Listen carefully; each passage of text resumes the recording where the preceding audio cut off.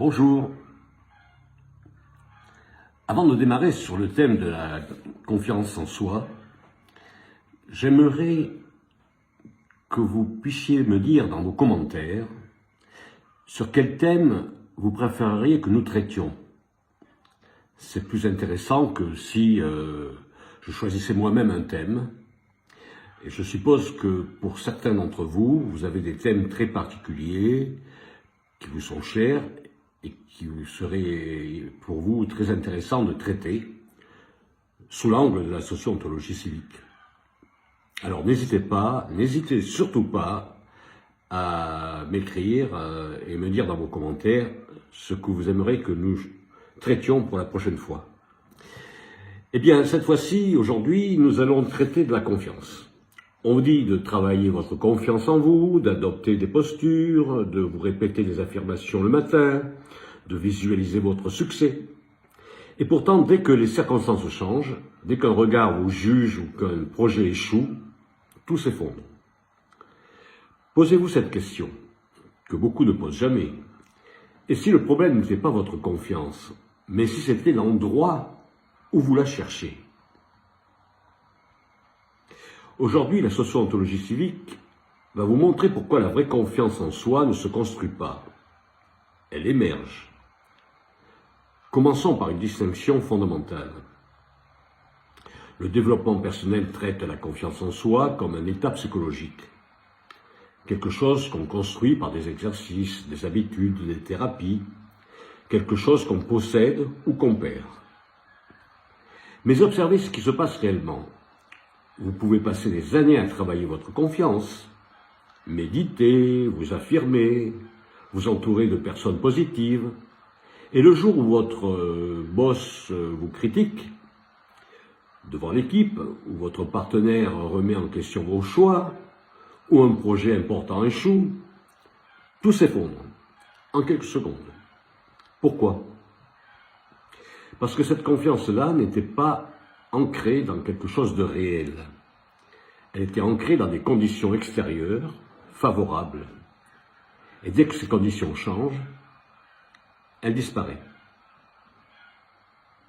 La socio-ontologie civique dit quelque chose de radicalement différent.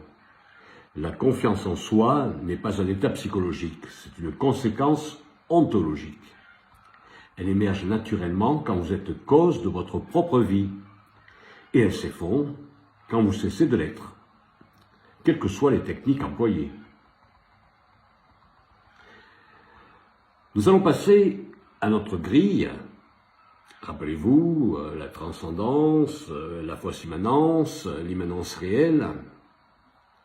Pour ceux qui ne connaissent pas ces termes, je vous invite à voir les vidéos précédentes. Alors, dans cette grille, où se situe la confiance en soi? D'abord dans le premier régime, ce que l'on appelle la transcendance, ou ici, dans la confiance empruntée. Dans ce régime, votre confiance dépend entièrement de ce que les autres pensent de vous.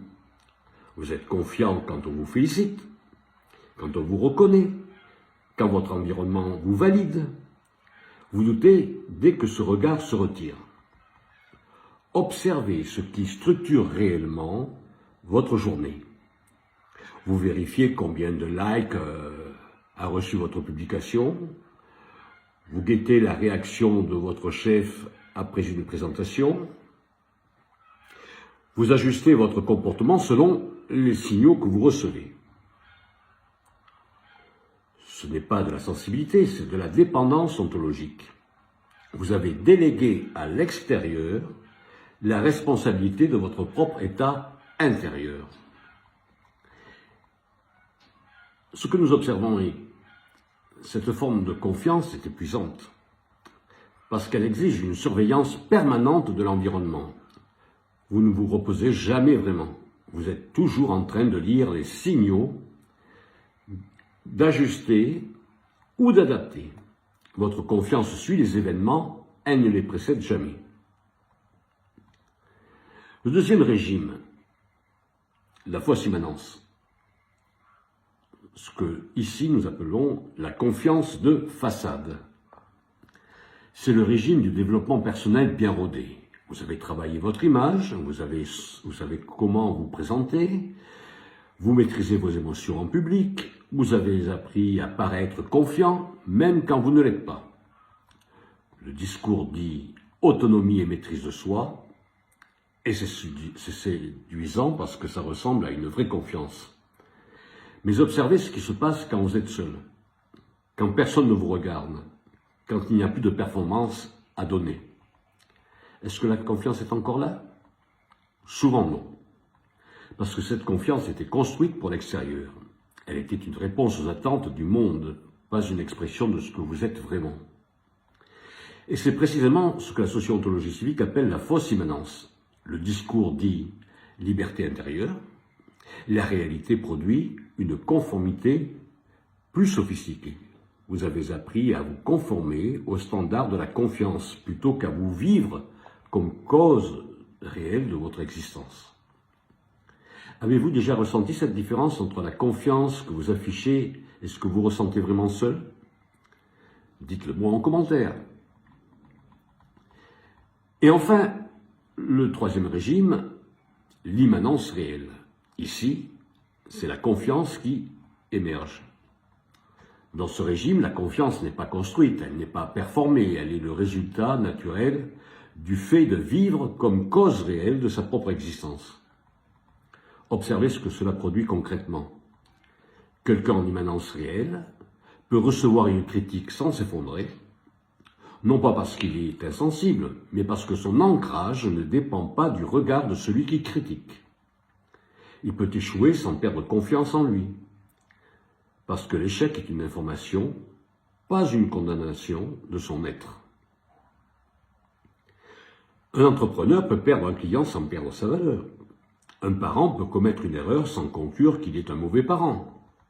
Il peut dire non sans culpabilité. Il peut changer d'avis sans honte. Il peut avancer dans une direction qui déçoit son entourage sans vaciller.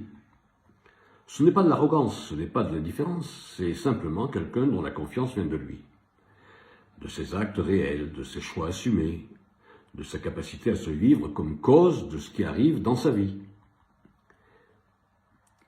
Et voilà ce que nous observons, cette confiance-là ne s'effondre pas quand les circonstances changent, parce qu'elle n'était pas construite sur les circonstances.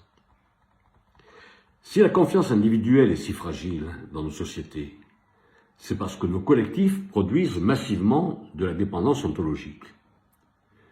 Le travail vous évalue en permanence, les réseaux sociaux mesurent votre valeur en like, la famille projette sur vous des attentes, l'école vous a appris que votre valeur dépend de vos résultats.